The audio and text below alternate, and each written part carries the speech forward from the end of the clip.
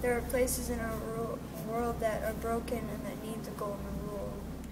And a place that I think the golden rule needs to be applied is pretty much everywhere, because we could probably all treat each other nicer and stuff, so yeah.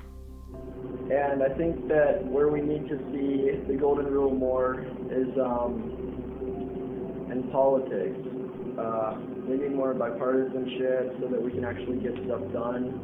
And we need to realize that we're all humans, and I mean, we all want the same thing in life, which is happiness, kindness, love, and respect.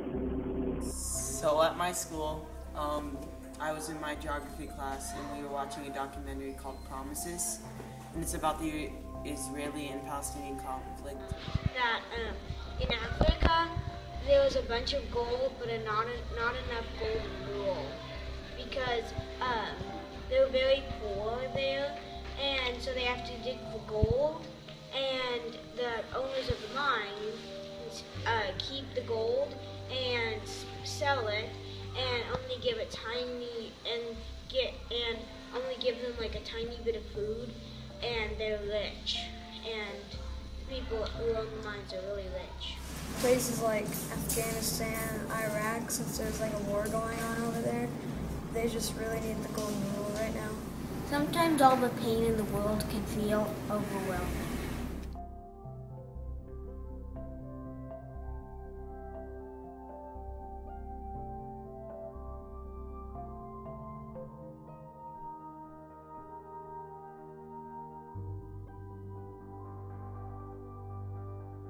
But when we really look, we can see hope all around us. If everybody in the world that had more than enough of what they need shared with everybody who didn't have enough, then everybody in the world could be fed. In our house, we share. So, we went on a mission trip to Houston, and we were helping out the homeless.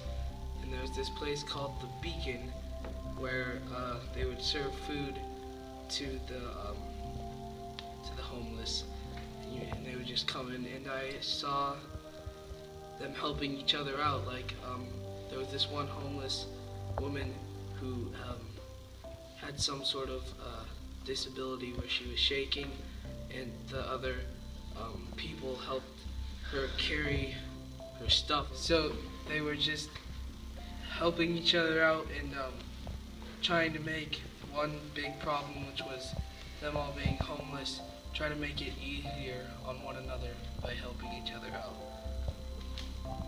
My story is that I remember last summer we went to the Heifer Ranch as a youth group on a mission trip, and we spent one night in houses that were based off of houses from around the world.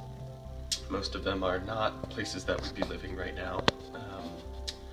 And each group only got a certain amount of resources for the night, food and wood and whatnot, and we managed to all come together and have a community dinner that benefited everyone, and everybody got enough to eat.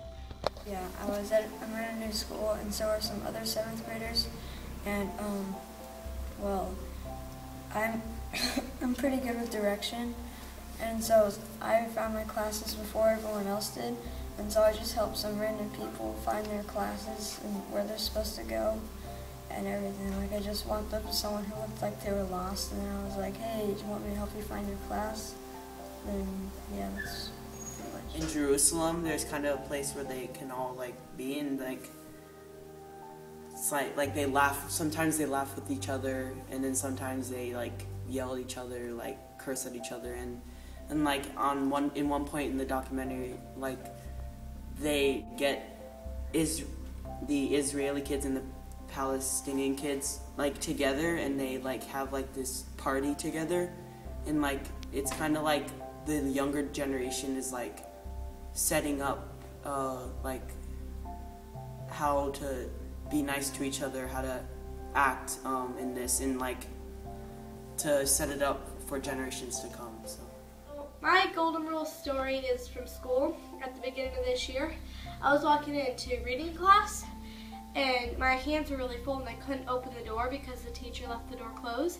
So I was walking in, and this girl next to me, she held the door open for me, And I was like, thank you.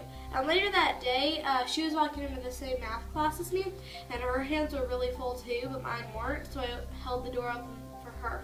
So there's this story where they're giving money to this church, and there was rich people who gave like hundreds of gold, and then there's this one really poor widow who only gave one piece, and then Jesus asked which person gave more, and the rich people were like, oh, us, totally, and then he said, no, the widow did, because that's basically all she had, and that she gave everything up, just for that. So I wore my It's Just Love shirt on Friday, and then I didn't know what the other kids were going to say, because I don't know if they were like, okay.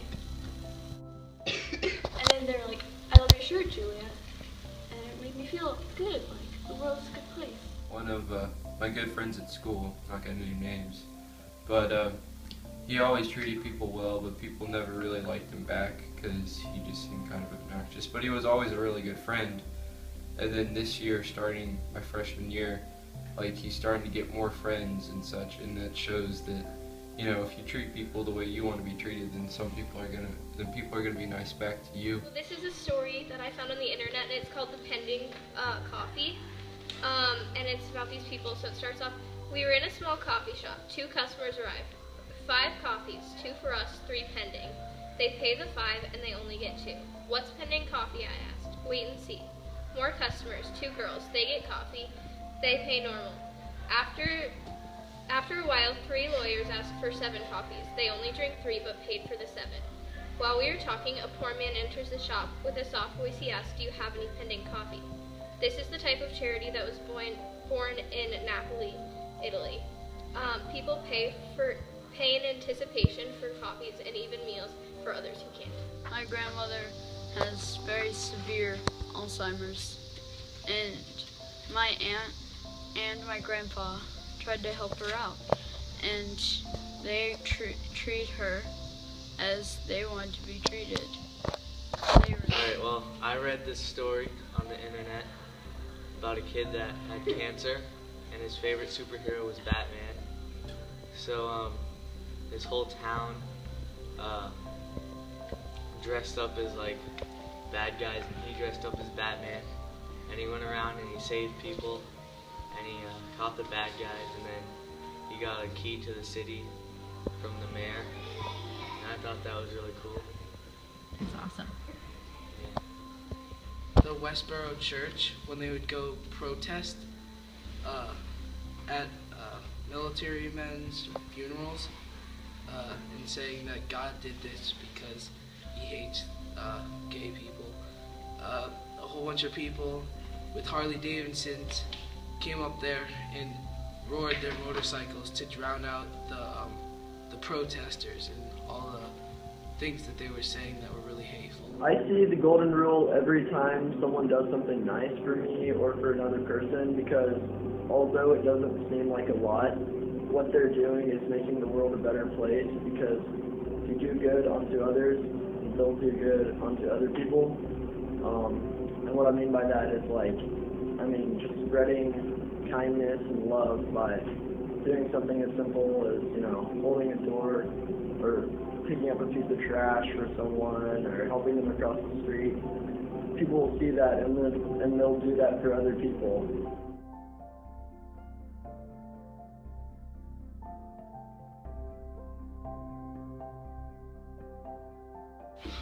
Are you ready? Yeah.